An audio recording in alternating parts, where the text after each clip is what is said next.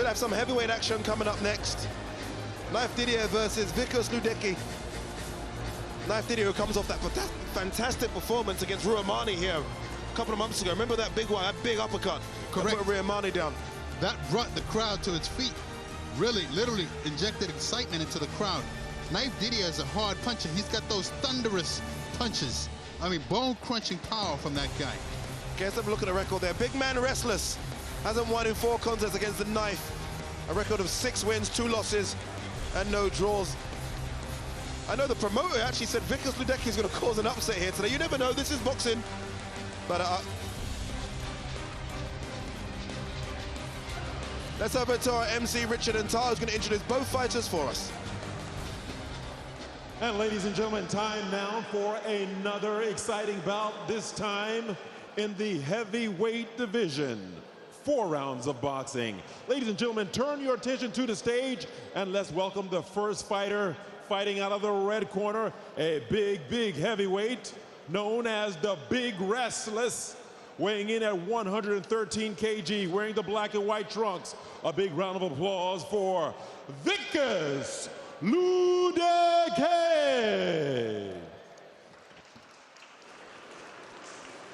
Here comes wikus ludeke. Only 18 years age, wikus ludeke. So he's got a long career ahead of him. He's studying electrical engineering, which makes you wonder what he's going to engineer tonight. Will he give us a bit of electricity tonight? Maybe a points win at best. Favorite fighter, Evander Holyfield. The real deal, Evander Holyfield.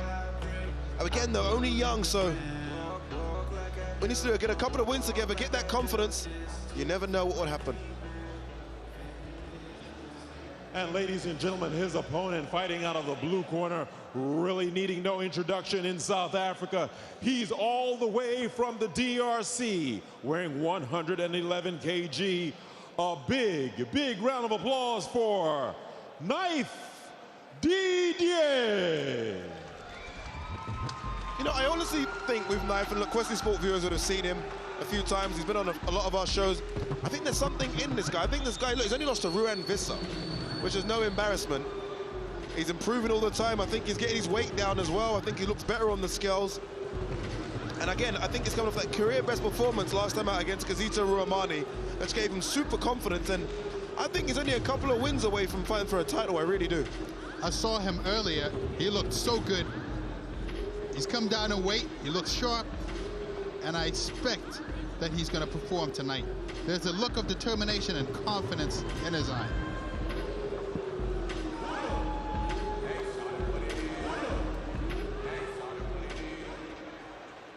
And ladies and gentlemen, this bout is sanctioned by the BSA. The BSA supervisor in attendance is Mickey Claus. The referee in charge of the action when the bell sounds is Francis Manning. Introducing first, the fighter fighting out of the red corner. Weighing in at 113 kg, wearing the black and white trunks. Ladies and gentlemen, he is nicknamed the Big Reckless. His professional record consists of no wins, 3 losses. Looking to make a turnaround tonight. A big round of applause, your very own wikus ludeke.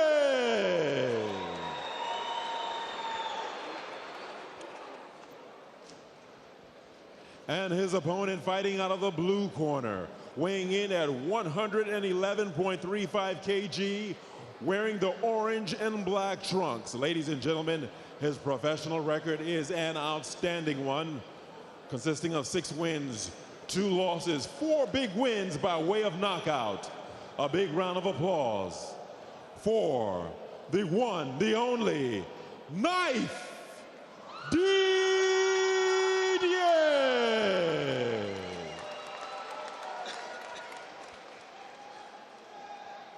And to the center of the ring we go. Francis Manning with the instructions.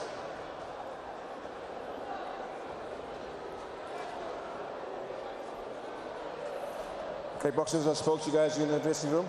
Let's keep it clean. That is okay. That is okay. Obey my instructions all the time. Good luck to both of you. Very efficient, that referee. Go to the shorts. That's okay. That's okay. Let's do this. I like Didier, that. I like that as well. Bring it down a bit, okay? Here we go, heavyweight action. It's very good for a referee, like you say, to take command of the fight early. Yay. Excuse me, where's the timekeeper? Especially when you got big guys like this. You got heavyweights in there.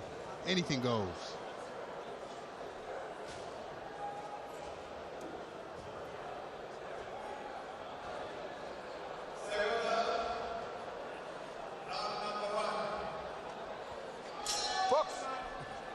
Here we go, round number 1. Wikus Ludeke against Knife Didier.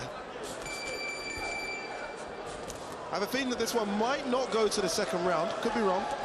But Knife looks like he's coming not to waste any time.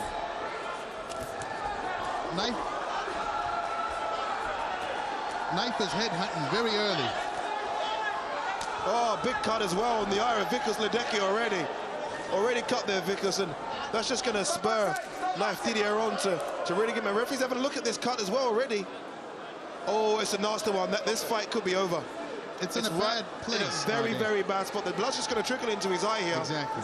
And I think this fight could be over already.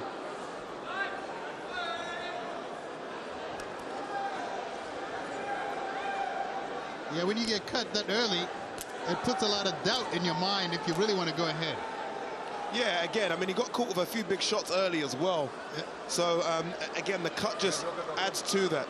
I think it's very important to establish if it was a punch or if it was a headbutt or an elbow, if the head, whatever it was a cut intentional or not.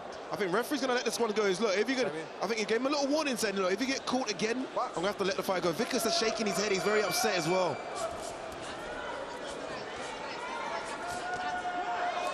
I think referee might step in here and stop this one.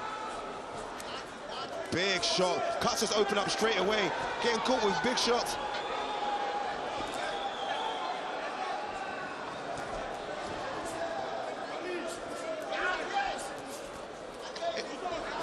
He's trying to fight back as Wikus, but again, I feel this is inexperience. He needs to just use his jab and circle. He doesn't need to get caught. He needs to kind of survive this round, see if he can get to the corner, but he's getting caught here with shots everywhere. Uppercuts, shots to the body. I can't see Wikus doing anything to survive this fight.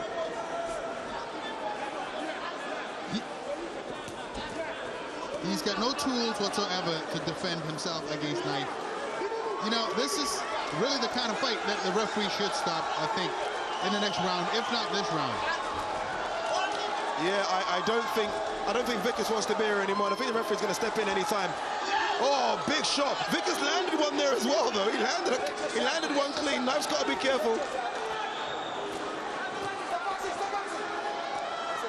Referee says stop boxing, that's the end of it. Knife Didier, dominant. Very, very dominant. I know they are trying to talk about Knife Didier versus Elvis Moyo next. I think that would be a good fight. That would be a good fight. They've actually fought before once in EFC with Elvis winning, so Knife will look for a revenge in that one, but didn't even break a sweat there, did he, Elvis?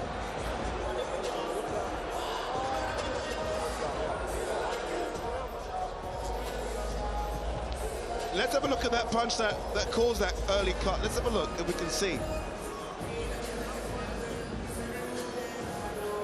Oh, I think he was cut already, but I think that little cheeky left kind of opened up a bit more.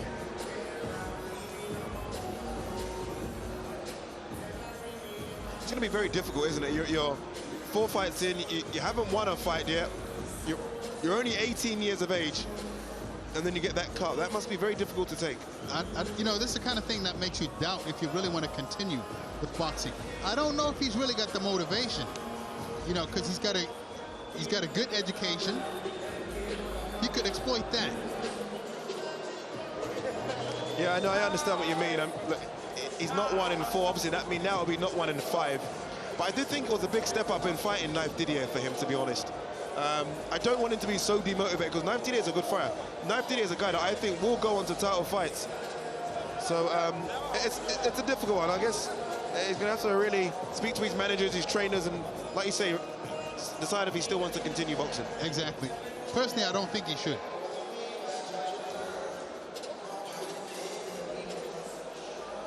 Let's go to our MC, Richard and Tar, with the decision. And ladies and gentlemen, the end comes 2 minutes, 33 seconds into round one. The winner by TKO, Knife Didier. Knife Didier, the winner. I'd like to speak to him and know what he wants next, Knife Didier. Again, I've said the Elvis Moyo fight. There's been rumors about maybe Vlad Tsarenko, possibly a third fight with Ruan Vissa. Where would you go if you're Elvis' manager? What do you want to do with him? I'm sorry, Knife's manager, what would you do with him? I think I take it easy right now.